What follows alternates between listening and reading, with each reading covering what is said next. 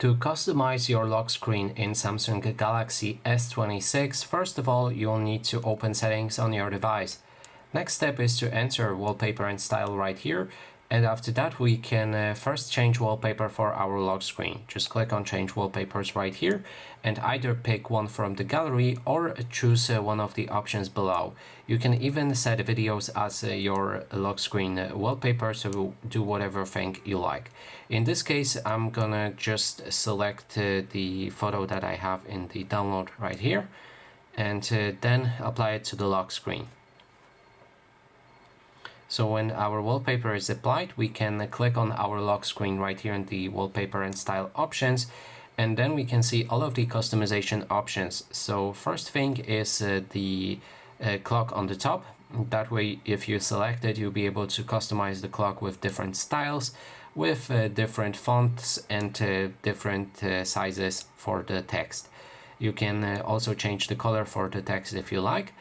Then we can click below the clock to add widgets to our lock screen as well, so we can quickly access things like voice recorder, you can see the weather and any other options that you can find. Then there's the shortcut icons on the left and right side. You can click on them to disable them or select one of the other shortcuts.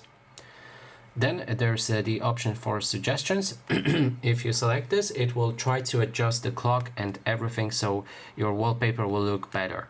You can then suggest again and choose one of the options if you like it. Then there's the gallery. In gallery, you'll be able to select the image again that we've changed the wallpaper. In frame, you can add a frame to your wallpaper, and if your wallpaper has object or a person on it, then the object or person should overlay. It should add this depth effect so that the frame won't hide it.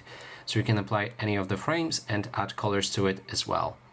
Then there's the effects. You can apply effects like a blur or a blurred background or any of the options that you like.